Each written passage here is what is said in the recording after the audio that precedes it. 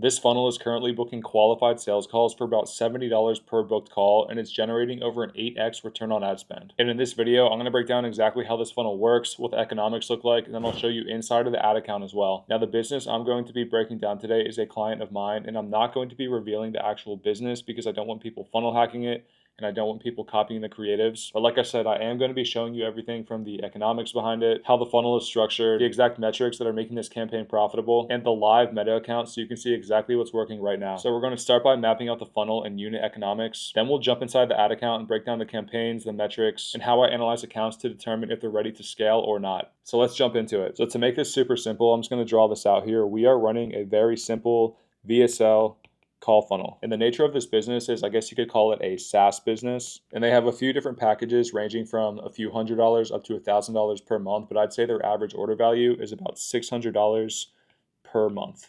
So the important thing to consider with a business like this is, okay, what is the churn and how long on average is each client staying with this business? So in this case, the churn is about 10% per month, which is a little bit high, but that's what it is right now. So if we have a 10% churn, the math works out that the average client is staying about 10 months with this business. So we'll go ahead and do some quick math, very easy. We have 10 months times $600 per month, and that gives us a $6,000 lifetime value per client.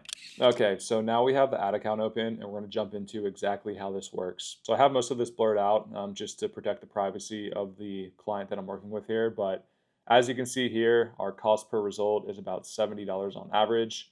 And also you can see here that this is up to date. These are the past 2 weeks of data that we've been running for this company here. Now we're primarily going to be focusing on this one campaign here. It's the only one that's currently running. And this is a brand new business with a brand new campaign that we just started in the past month or so. So the budget is a little bit low. I believe we're only spending about $100 per day on average. But you can see from that $100 per day, we booked 23 calls in the past 14 days. So a little over 1 call per day for this business. Now, the important things I want to look at here are the CPM, the click-through rate, and then also some things like the cost per click and the cost per landing page view. So the first thing we want to look at here is a CPM. Is that a lot of people online will tell you that you will need a maximum of 100. Ideally, you want anywhere from like a $40 to an $80 CPM. Obviously, that's not the case for us. We're getting a very high CPM, but that doesn't necessarily mean the campaign is bad. The CPM is just one part of the picture, and we have to look at all the other metrics as well. So a more important metric that I tend to look at is the cost per click, which in this case, we have a $10 cost per click about. So your cost per click, and honestly, all these metrics are going to vary a lot depending on the types of businesses that you're targeting with your ads, or the types of people, I guess I should say. This is a business-to-business SaaS company, so we're going to be paying a little bit more for clicks and also to get our ads shown in front of people compared to a B2C info offer or something like that. So our cost per click here, like I said, is $10. CPM is 175-ish.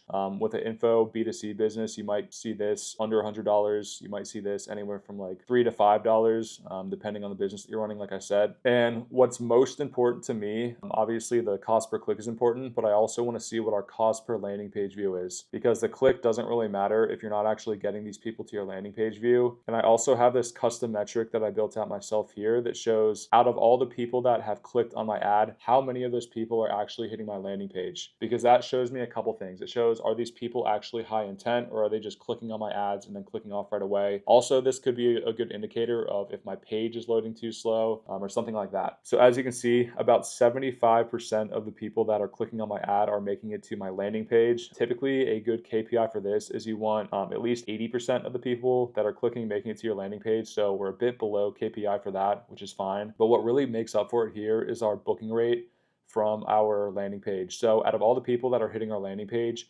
20% of those people are booking calls from our landing page. In general, I'd say anything above 10% is pretty good for that. But as I mentioned in this case, we're paying a bit more for more targeted people, and 20% of them that are hitting our page are converting into booked calls, which is how we're getting such a low cost per book call. So we'll scroll over a little bit more. So these numbers are very solid. The frequency is about 1.86.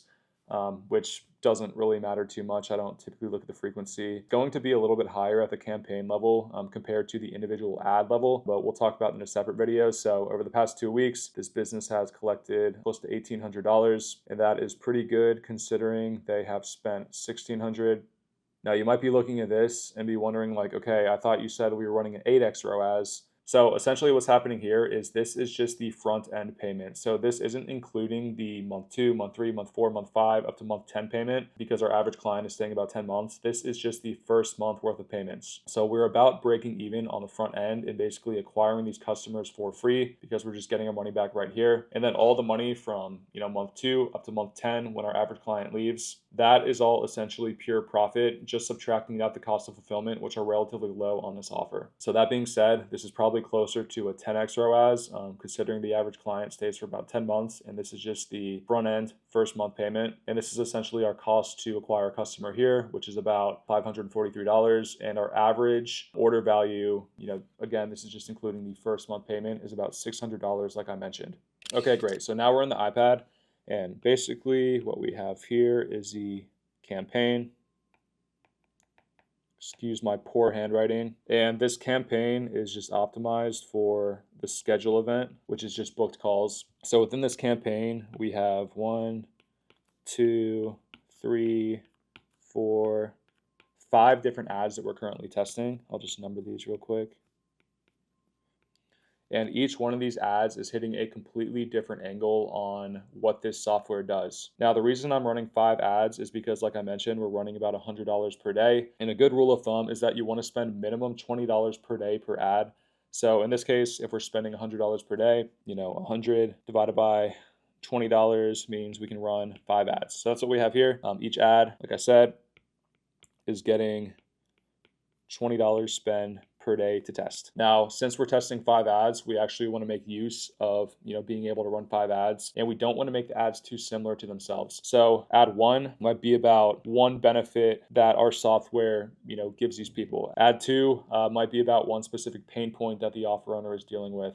Essentially, what we want to do here is just make sure that obviously each one of these 5 ads is completely different from each other, and we're not saying the same thing in 2 different ads. We want to be able to test 5 completely unique different things and then double down on what's working best. So typically what we do with these ads is we let them run for a few days up to a week. And then from there, we judge their performance based on the cost per click, obviously looking at how many appointments they booked, and then we go from there. So whenever we check in on these ads, we'll typically cut, let's just say 2 of them.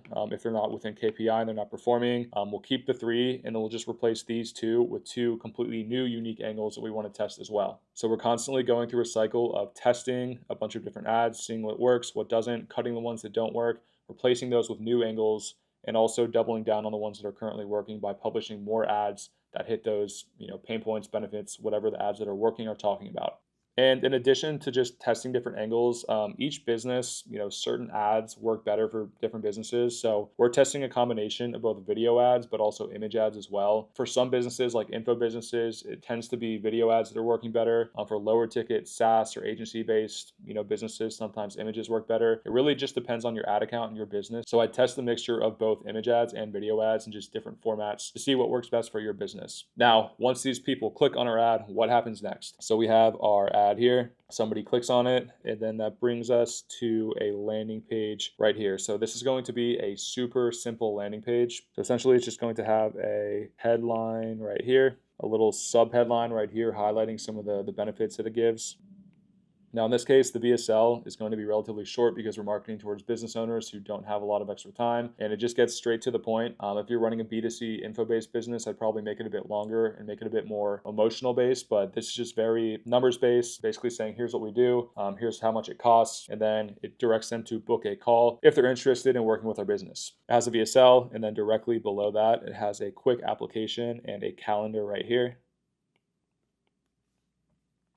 So they hit the page, watch the quick VSL, and then book in, answer a couple questions in the application, and then go from there. Now, after that, has another quick confirmation video where it breaks down what we do, what to expect for the call, and then they also get a series of texts and emails and basically reminders for their meeting that's coming up. And it's as simple as that. And in terms of the technical setup for the actual page itself, we have a metapixel on the landing page that, fires the page view event. And then when somebody clicks on our calendar, books a call, we have Conversions API set up, so it shoots a schedule event back to the pixel as well. And it's important to note that it's going to take a little bit of iteration with your headline, your VSL, all of that. And like I mentioned, about 20% of people that are hitting this page are booking and getting sent to this page. To get a number that high, it's going to take a lot of iteration with your VSL, your headline, the benefits, all of that, to make sure people are actually resonating with both your ads, but also your VSL and your offer as well. And I will say, like, under this calendar, it doesn't just end there. We have a list of kind of the features and benefits and testimonials of what our business does, and that also builds trust. But you want to first optimize your ads up here, and then worry about optimizing your landing page, once you're able to consistently get people clicking on the page and booking calls.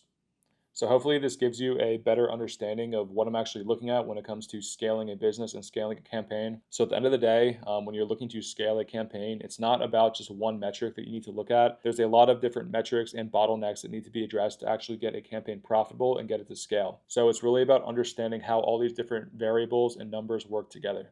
But if you enjoyed this video and want to see me break down more live campaigns like this, let me know in the comments and I'll make this into a series. And also, if you guys have any ideas for videos you'd like to see in the future, please let me know down below. But again, thank you guys for watching, and I'll see you next time.